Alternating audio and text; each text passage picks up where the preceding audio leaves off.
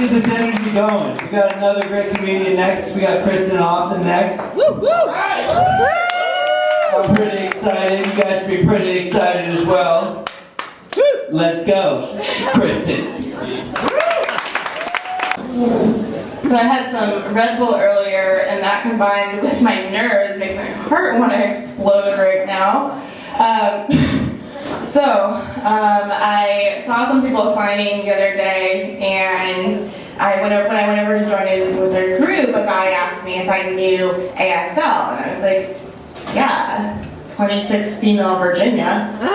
And speaking of chat rooms, I have done a little bit of online dating, and it's going to help me in my search for Mr. Right now. And I think that, in order for you to best represent yourself, you have to create a good screen name that shows your personality, gives a good first impression.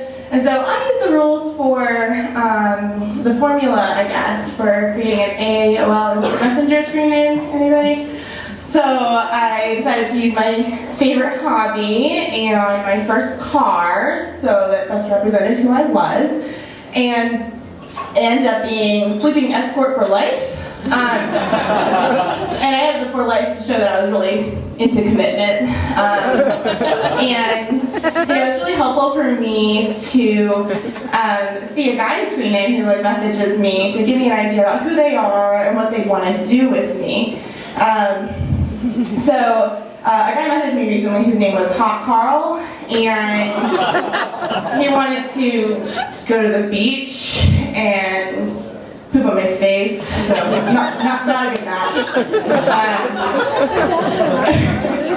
Oh my God. But when guys see my picture, they always ask me what I am, and I'm proud to say that I'm white. And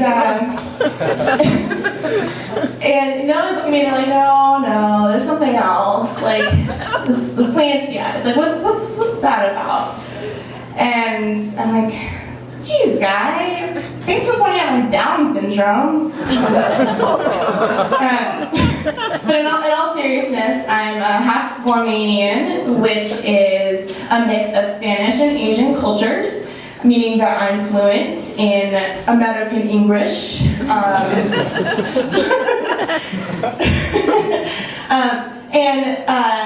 Growing up, I played softball, and the coach always put me in different positions, and he always told me that I was well-rounded, and despite the fact that I had this irrational fear of catching the ball, and casually jogged over to get the ball when it was in my area. And I came to realize later that well-rounded really meant that I sucked at every position, and the coach just had softballs and couldn't tell me the truth. Not being able to get honest feedback really kind of messed with me, and I thought I was pretty awesome at a lot of things. And I played a lot of DDR growing up, and if you don't know what DDR is, Dance Dance Revolution. So I was pretty good at it, which made me this really false sense of confidence about my dancing abilities. And for some reason, it didn't translate too well to the clubs when I showed off my signature move of up, up, down, left, right. People weren't very impressed with me. The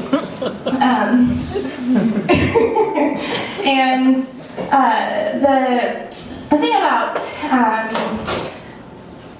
I was thinking about the other day about how the world would be so much, it'd be a pretty awesome thing to have the world be just like when you were a kid. Like if you're kind of iffy about, using protection with a potential hookup, you could just give yourself a cootie shot and everything would be fine. Circle, circle, dot, dot. Now the AIDS won't be caught. And circle, circle, knife, knife. Having herpes won't ruin your life. And I think that if you still got allowance for chores that you hated and you wish somebody else would do with you, that'd be awesome if you could do that too. So like things like taking out the trash or cleaning the toilet or masturbating. It's always nice to have somebody else do things with you, do your chores with you. And I know if you can tell, it's kind of a dry spell, and I can tell because I'm describing a lot of things in my daily life by their length and their girth. So I'm thinking asparagus, and I noticed that I had gotten some particularly long, not long, they were short, and thick spears, and all I could think was, these asparagus chodes, asparagus chodes, that's what they were. These asparagus chodes better be more filling than the long skinny kind that I've been getting recently. And beggars can't be choosers, so at this point, any kind of asparagus will do, even the white, creepy kind. So, gotta do what you got. And a lot of my friends on Facebook are having babies, and they're posting pictures, millions of pictures every day about like how they're growing up and how cute they're doing. They're doing really cute things, and like the more pictures that I see of these babies, the less I think they're really cute. And I mean, honestly, they have like cone heads, and they have like jumbo ears, and they have gollum eyes. It's just, if you could at least just like Instagram filter that shit, that would be awesome. So I didn't get nightmares from seeing pictures of your baby. Thank you. But I'm pretty competitive when it comes to Facebook, so I try and dominate people's news feeds by posting pictures of food and drink that I've been eating and drinking. And it's pretty much the same thing as posting pictures of your baby, though. It stays in your belly, and it, from what I understand from my sex ed class, it comes out the same place. And I try to avoid accidental pregnancies or having accidental alien babies. And in order to buy protection or anything else for that matter, it's pretty awkward when you go to the pharmacy to get those kinds of things. And the salespeople don't really care about embarrassing you. So as soon as you walk up to the counter, they're always going to do a price check on your pregnancy test or your economy-sized pack of condoms, and then there's always the overly enthusiastic salesperson that like makes to make comments on what you're buying, and like, oh, those condoms are great. Might I recommend a flavored lube with that? It compliments the ribbon nicely, like a fucking waiter or something recommending wine, And I'm at the age now where a lot of my friends are either married or in serious relationships, so I've adapted by being an amazing third wheel. I'm great company for things like going to dinner, having drinks, or sleeping over, whatever they need.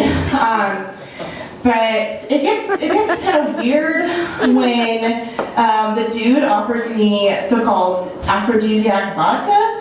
And then I wake up the next morning with no memory of the rest of the night. Stranger sleeping next to me. And guy wakes up and he says, "Did you have a good time last night?" And I'm like, "Yeah, it was great."